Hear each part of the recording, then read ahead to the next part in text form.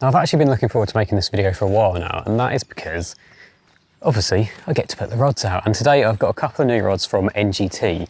Now these are the Profilers. I've got a 9-foot one and I've got an 11-foot, but basically the selling point of these is that they're actually a 4-piece travel rod. Now initially what I wanted to do was to book a flight to France, take this in hand luggage, go and catch a fish in France and fly back. Unfortunately, the 𝗃𝗶𝗺𝗵 budget doesn't quite stretch that. So instead, I am down at my local club water and I'm going to try and catch a few fish. Now, before I've started filming, I've actually put a little bit of bait out in a few different areas because I've got this whole bank to myself, which is quite nice for a change. This bank is for the snags, pads, reeds, things like that, bit of all sorts. So I've put bait in probably 4 or 5 swims, and I'm just about to get set up in the first one.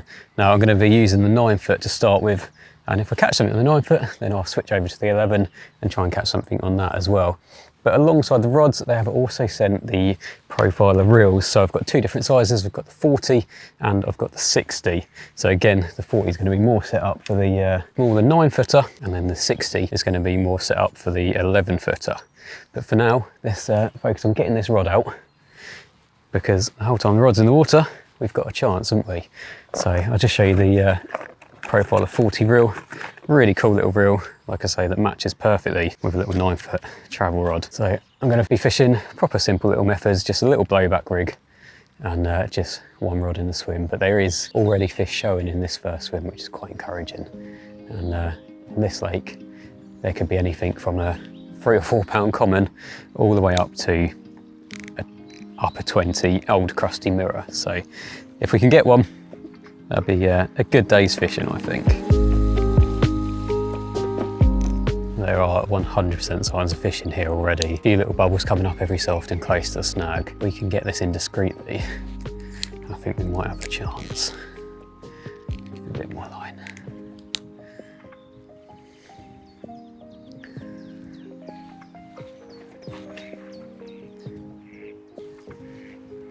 Quite deep. That's got to be 8 or 9 foot down there.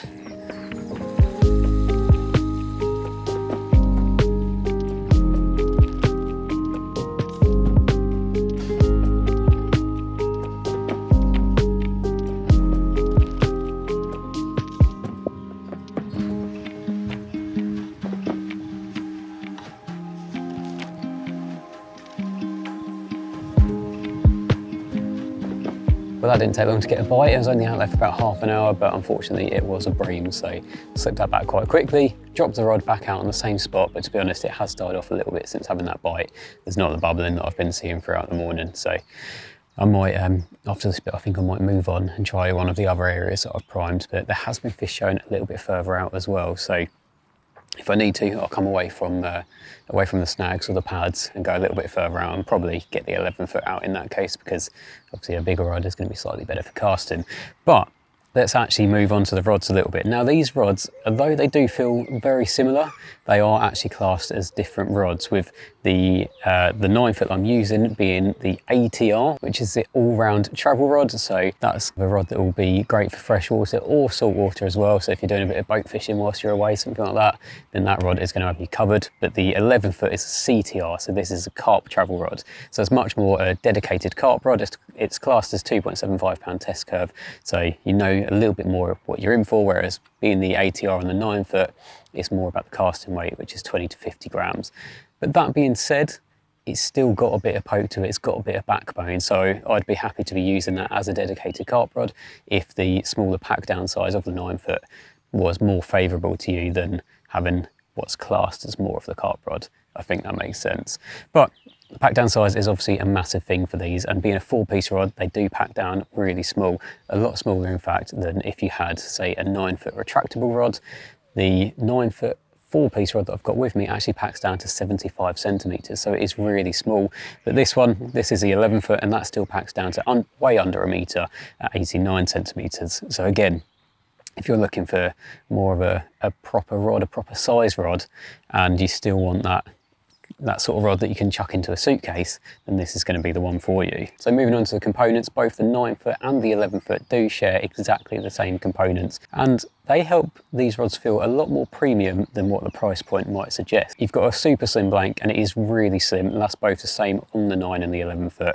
That comes down to a sea guide real seat. You've also got black framed guides and then a full shrink handle as well. And again, the handle is super slim as well. It's barely any thicker than the blank itself. So if you're wanting a tidy little setup, this is definitely going to be the one to go for. Like I say, these do feel a lot more premium than the prices actually suggest, but having a quick look online, the prices do vary a little bit, but the 9 foot comes in about 35 quid, with this 11 foot still coming in under 40 quid. I think I found it about 37.99. So they're really good prices for what they are, especially for the look and the feel of them.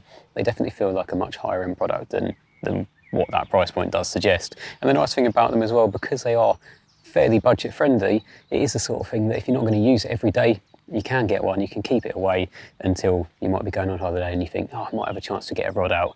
And it, like I say, it's the sort of thing that really does pack down small and you can chuck it in a suitcase. Either that, or if you're, if your kid's getting into fishing or something like that and you want a set of rods that's not going to break the bank, that's not going to take up too much room, then that's where these will really come into their own as well. But this video isn't all about rods, because I do need to try and catch a fish. So the fact that this swim here has died off a little bit, I think I might have to move swim, try one of the other spots.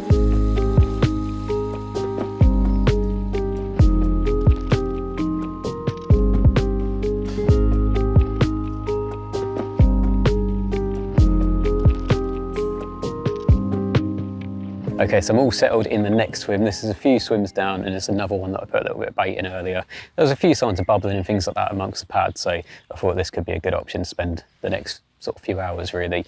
So the left-hand rod has gone just over the other side of the pads on the left-hand side of the swim, and the right-hand rod, I've actually done the same on the right-hand side of the swim. I've actually got a little bit of bubbling coming up just behind where this rod actually is, so you never know, it could be in with a shout of a fairly quick bite. The 11 foot rod I was going to put a little bit further out, but to be honest I haven't seen a lot out there, so I thought I'm better off just going over the top of where I'd put a little bit of bait earlier, and I have put another couple of handfuls over each rod as well, so hopefully something might happen. But I thought we'd have a little look at the Profiler reels, and like I said, there's two different sizes available. You've got the 40 and the 60.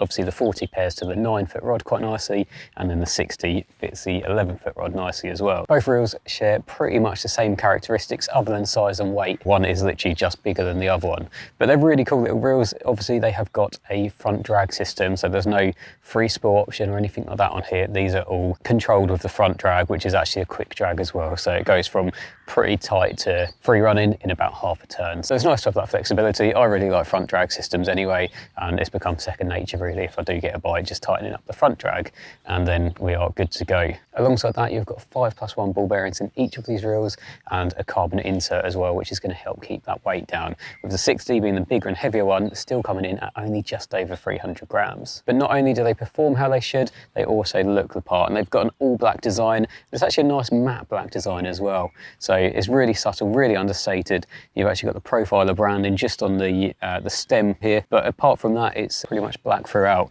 And I think the showpiece has got to be the honeycomb design on the reel. It's a really unique design, and yeah, we might have seen it on other reels elsewhere in the industry, but to be on a reel of this sort of price point, it's definitely worth mentioning. And again, because of the honeycomb design, because it's cut out metal, you're also going to be saving a little bit of weight that way too. The other nice thing about these honeycomb spools is that you do actually get 2 line clips on them, so that's really handy in certain situations. Now, just like the Profiler rods, obviously these reels are priced with the budget friendly in mind, and they definitely are. The smaller one, the 40, is actually coming in at around 25 quid, and then the 60 is obviously a bit more, because it's a bit bigger, a bit more to it, but again, it's still coming in at about 35 quid. So I think they're really good value, especially when you consider that you do get a spare graphite spool. So it's not a spare honeycomb, slightly different, but again, if you're wanting to use these for a multitude of different things, having a spare spool come with it is a really nice little benefit.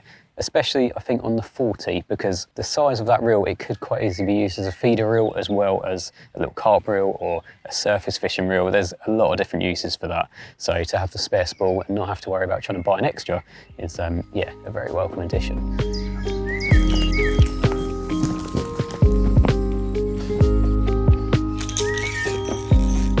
Well, I guess it all came good in the end, didn't it, in the shape of this cracking old, probably 𝗃𝗶𝗆𝗿 common. What a cool fish. It was actually the 11 foot rod that done the business in the end, and it was quite a nice fight actually, because 2.75 rod is obviously quite forgiving, and a lot of this was under the tip, and yeah, the rod was bent over double. But there's no sign of any hook pull, so yeah, really cool to have one. This is exactly why it's worth persevering at old club lakes, because you never quite know what's in them.